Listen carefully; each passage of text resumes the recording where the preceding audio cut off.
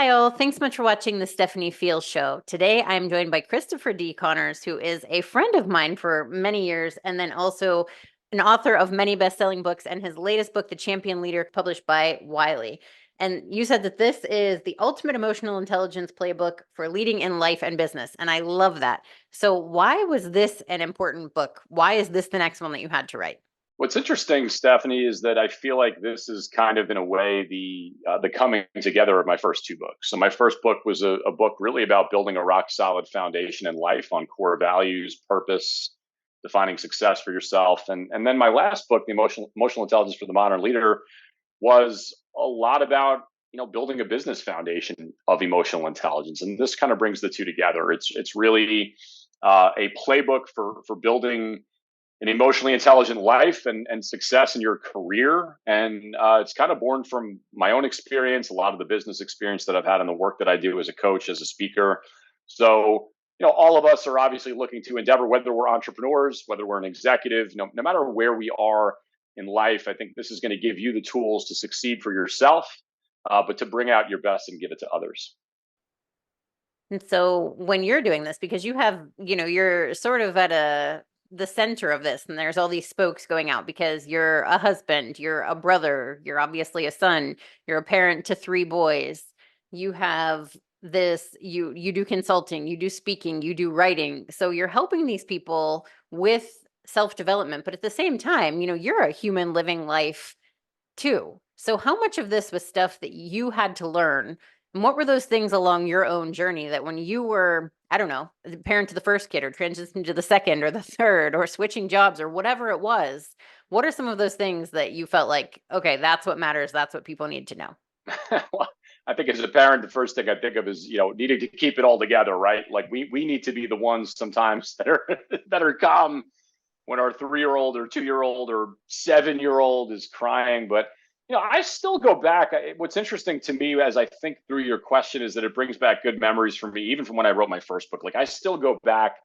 I feel like when I was about 30 years old, I was kind of at I'd been out of college for a little while, and I was at this point in my career. I used to joke about. I'd say, I was in a really high paying, like prestigious consulting job, and I would joke and I'd say I lived in drove a luxury car, lived in a luxury apartment, had a luxury wife, soon to be wife. And I hit this kind of, I guess you'd say, almost like a come to Jesus moment where I began to look at what I really wanted in my life and what was there, current state, future state. It was basically my own personal gap analysis. I looked at what I had today, and I know, there were people on the outside, I think, that looked at me and said, wow, he's working for a great company and he's doing well and this and that. But I knew that there were a lot of things that I still wanted. And at that time, this was probably back in about 2010, I said, I want to be an author. I want to get married and have children. I want to have certain things professionally. And, what is amazing and why I'm such a big believer in is that I think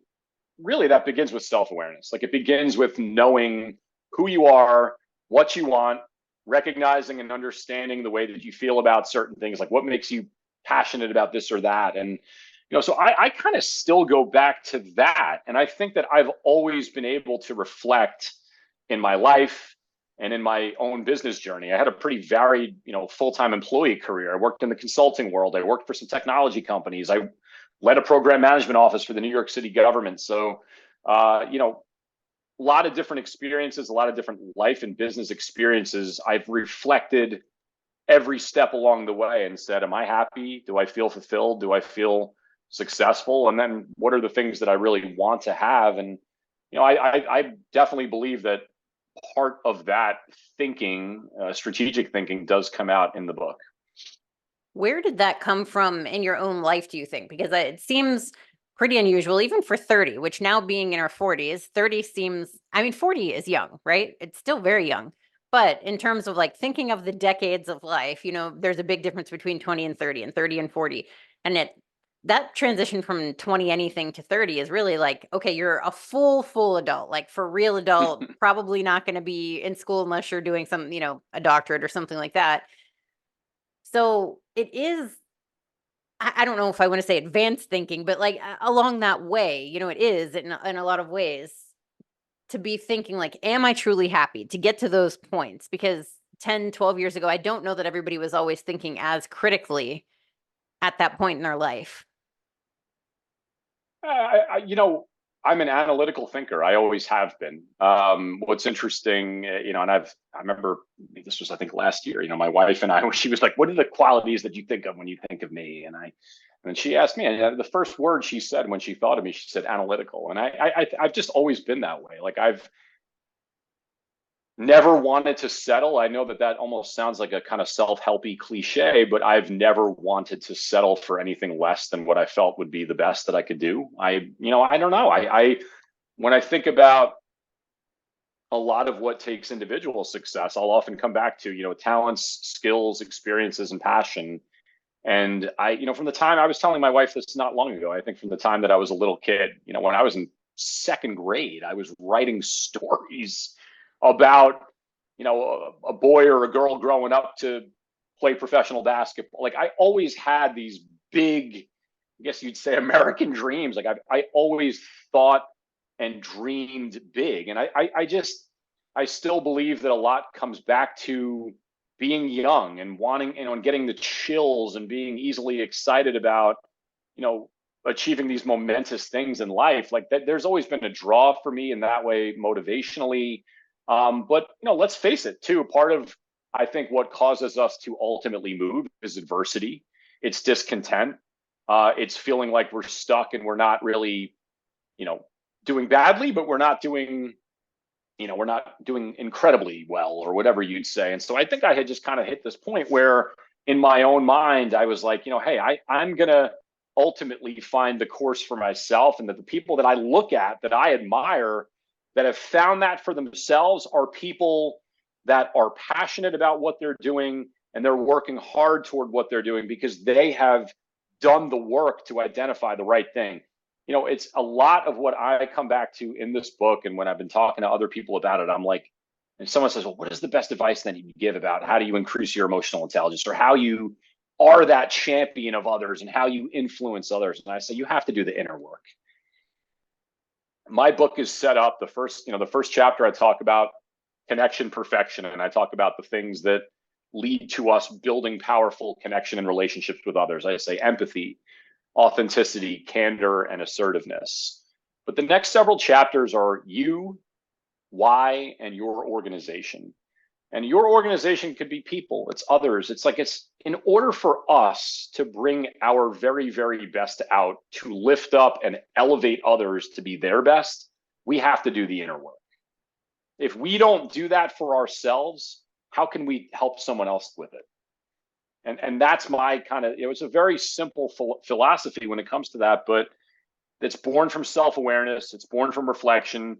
It's born from doing the work and having a power. The why is the motivation. It's the purpose. It's the passion. Like, if you are electric, if you are energized, if you're enthusiastic about something, that's going to rub off on other people. And that's how, you can then bring your best out to others to help them see that in themselves. And that's so much of what I'm about with leadership and about championing others. You got to do it first for yourself. I've obviously talked to you about your other books as well, and, have known you as you've been writing them, but looking at them and seeing them again behind you, there's the value of you, emotional intelligence for the modern leader, and then the champion leader.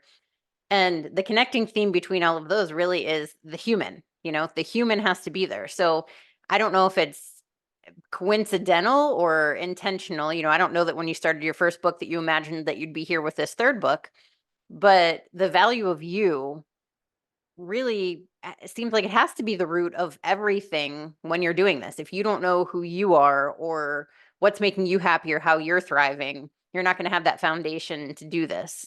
So, do you agree that you said, you have to do the inner work, but like, how important is it to know or to get to that point? Like, can you get to enough of a point that you can skate by and kind of be okay at this? Is that how some people maybe do become leaders but don't thrive at it? But then other people excel because they really have figured this out? I think so. And I think, what I'm hearing as well and what you're saying, I mean, again, part of, and I hear this all the time from people that I work with is, so much of, like, we're often shaped by adversity. We're shaped by challenges. We're shaped by failure, mistakes, when things go wrong. I mean, God, look at the course of history. I mean, I two of my all-time favorite stories. I mean, one of them is a Michael Jordan quote, right? He said, I have failed time and time and time and time. This is the greatest athlete to ever live. I failed over and over and thousands of times in my career. It's why I succeed. One of the most inspirational stories, I think, in my entire, J.K. Rowling, probably one of the most successful authors to ever live. And I think my favorite quote of hers, she said, rock bottom was the foundation on which I built my life. I mean, I think you could make the argument between those two people, two of the most successful people that have ever lived. And, I think a common thread in a lot of successful people, and obviously they were, one's an author, Michael Jordan was an athlete, and helped be a leader on his team. But what I have seen as a common thread in people who lead other people is they have figured out how to adapt through change, through challenge, through failure, through adversity. And it's those lessons that you've learned from those experiences. So to connect back to your question, I say this line so much, I think my wife probably mumbles that I say it in my sleep. I say our personal and our professional lives are inextricably linked. In other words, how we show up professionally is born from the inner work of what we do personally. And I'll tell you, nothing accelerates it quite like adversity, quite like having to adapt and respond to change and to challenges. But if you have a learner's mindset, and if you are opportunistic and see adversity and problems and challenges as opportunities, to me, you are always going to succeed in the end. It's the mindset first that precedes the actions. And it's that preparation and mindset really that builds confidence.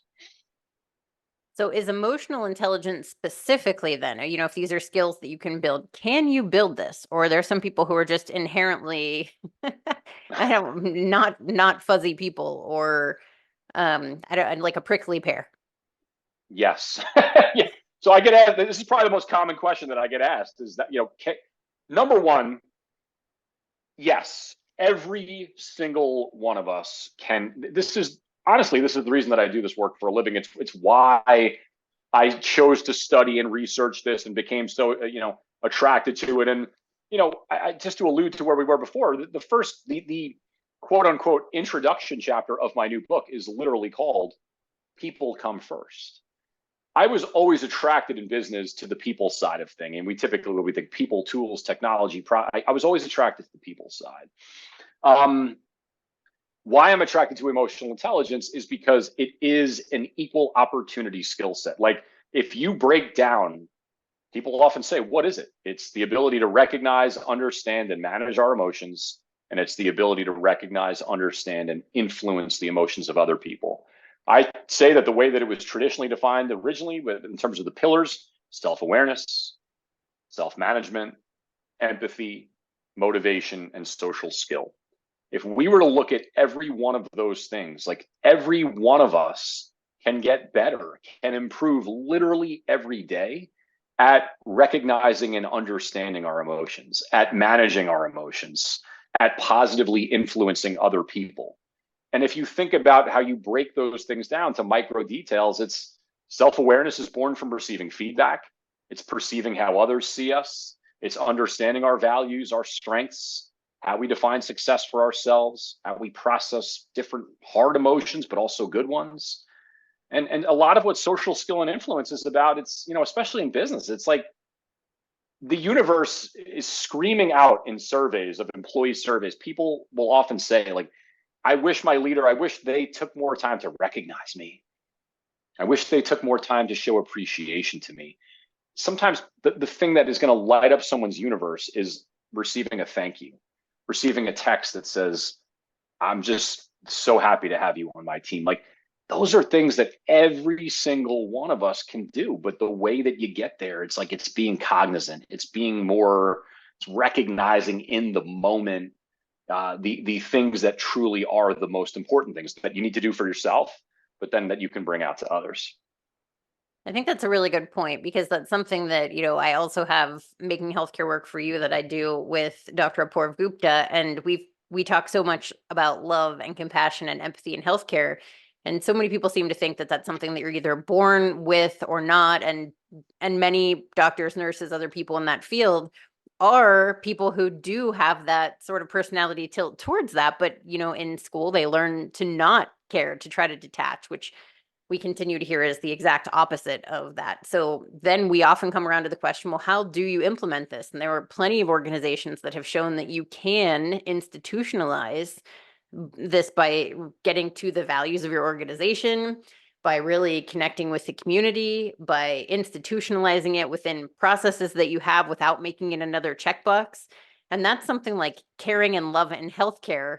People just don't really think that you can make happen, but you actually can. And it's the same type of thing with this. Like, there are things you can do, like sending that thank you note, that does not mean that you have to. I mean, they may not genuinely feel like sending that day, but they might be able to recognize that matters a lot to Bob in accounting, that if I do this, I know that I can make his day, and they can do that. And then that builds that sort of reciprocal thing.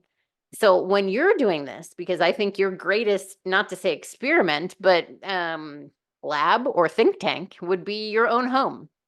So when you have this, you have 3 sons at home who are their own humans, who, share DNA, you and your wife. She's also a super caring person. But when you're parenting those kids, and you can't tell, I always think of parenting as like being in Pac-Man, and all the little ghosts are like going around, and then they bop into each other and changes the course. You don't know who your kids are encountering, what teachers they're going to have, what somebody's going to say on the bus, at the bus stop, at lunch, whatever. So when you're working with them, how do you tailor your parenting to that and try to think of those things like, okay, I need to be careful not to step on this landmine that could create this issue for them further in life, but still recognize that they have their own personalities and need to help optimize that? Yeah, I mean, there's no doubt about it that with each of and now my children are 9, 6, and 3, and my youngest is only a couple months away from being 4. But they all do. The 4-year-old, soon to be 4-year-old, a little different. But my 9 and 6-year-old, I have more of a legitimate, real communicative relationship with them. My biggest thing, I nail this in the book, and it's the thing that I've been talking a lot about. I say it's how we individualize the way that we communicate. So the short and sweet of that is, it is my belief in life. I believe very much in the golden rule, like treat people in the same way that you want to be treated, with kindness, courtesy, respect, integrity, humility, all of that. Like, to me, those rock solid core values, they remain the same no matter who you're talking to. It could be the CEO, it could be, Tim Cook at Apple, or it could be an entry level employee. Like, you treat everybody the same in that way. But in terms of how we communicate, we individualize the way that we communicate. My relationship with my the age doesn't matter. My relationship with my 9-year-old, who has a very different personality than my 6-year-old, I speak to him. I mean, we hear this a lot with empathy. I meet him where he is. I do the very best that I can to meet each of them where they are. And let's face it, what is kind of that big variable? It's stress. It's stress. Like, being a parent, being a leader, there's going to be stress. That I have a very significant section in my new book, in the self-awareness chapter. I interviewed a wonderful woman by the name of Pam Coburn-Litwack. She's a stress researcher, PhD, and just wealth of information around how we respond in those moments. Like, we're not always able to show up at our most clear thinking best. Like, as parents, we are going to be impacted by a lack of sleep. We are going to be impacted by stress. We're going to be impacted by things that happen in our business lives, or news that we get that day. Maybe our kid fell and got hurt at school. It's like, so I just think I come back to empathy, of meeting them where they are. I come back to individualization, of building a rapport and communicating with them in such a way that meets them in their own unique personality where they're at, and in terms of how we individualize it. But it's also for ourselves. It's that self-regulation. Like, are you taking care of you? And I try to remind myself of that every day. Like, there is nothing to me in life that matters more than my relationship with my family. And so I always want to show up at my best. And it gives me an opportunity. I say this quote a lot. It's one of my favorite quotes in life. There was a senior marketing executive I used to work with several years back. And I'll always, she said to me, she said, how I show up is how they show up. Like, the energy, the passion, the purpose, our attitude, like how we show up, has such an incredible influence on our children. But the best part is it's the same in leadership. It's the same in business. Like how an individual shows up that day to the workplace is it their attitude, their presence, their energy or lack thereof, that's going to affect everybody around them. So, I see it I see it in the best of ways as a competitive challenge to say, I'm going to try to really be my best. I have the ingredient. I got the tools. I got the emotional intelligence tools. I know what it takes to show up that way. It's now about executing how I show up that way and how I present myself. I like how you talked about that. Like I have the tools that reminded me, if you've ever seen the meme that's like telling you between a weather watch and a warning, and it's like, here are the ingredients for the taco for the watch, and here's the warning. It's like that, like, watch, I'm getting ready to take on the world. Warning, we're ready. We've got this. It's under control. I love that. And I think the other thing that stands out is that it really, you've worked with a lot of different industries, and it really doesn't make a difference which industry this is, because these skills that some people may dismiss, but I think much more in recent years, people have acknowledged how important they are difference makers in everything, because these are tangible things that any person can do at any level, because it is about respect, acknowledgement, trust, communication, cooperation, all these things that anybody can do anywhere, but can transform any industry, and is just remarkable. And I guess my final question to you would be, what is the one thing that people don't know about this? Because they do know some of these basic things, and you have amazing books to tell them all these tips that they don't know. But what is something that you were either surprised to know that people just don't get, or doesn't click, or people don't ask you about that they should? I think one thing that I'll even not even take credit for. I mean, I think a woman out there who does great work around self-awareness is Dr. Tasha Urich. Like, one thing she's been big on that I've really run with myself, because I see it in my work all the time, is like a big part of what self-awareness is really about is receiving feedback. So how do we receive feedback? It's kind of, I say this a lot. I like pointing out the obvious because sometimes that's the right thing to do. And I think most of the time it's the right thing to do. But like, in order to be helped by someone, we need to put ourselves in a position to be helped. How do we do that? By being humble, by being gracious, by accommodating someone with our time. Like, people will help you if you put yourself in that. That's the amazing truth in life that I honestly, no matter how dark the world might seem at times, in life and in business, and there's a lot of dark out there, believe me,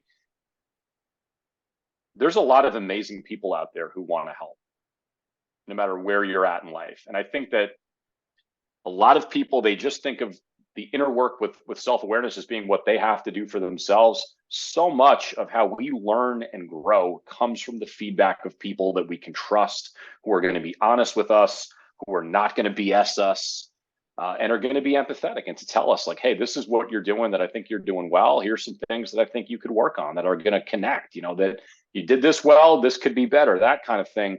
I'll say one more. I mean, I have an entire chapter dedicated in the Champion Leader to prioritization. As much as I am on the front lines talking about emotional intelligence and the importance of connecting with people, and the importance of building camaraderie with others, and how you talk a lot in the book about how to do those things. I think the story of any successful person comes back to how organized they are with their time, how prioritized they are around what is most important. Well, how do you get prioritized? You do it by doing that inner work of self-awareness. Like, it starts with that. It starts with knowing what makes you tick, what you're setting out to do, how you're defining success. Then it is a must to prioritize. And when you can do that for yourself and do that for your team, and people are always able to keep what's most important at the forefront, like, that's a winning recipe for life as an individual, but it's how you ultimately are able to catalyze others to do great things.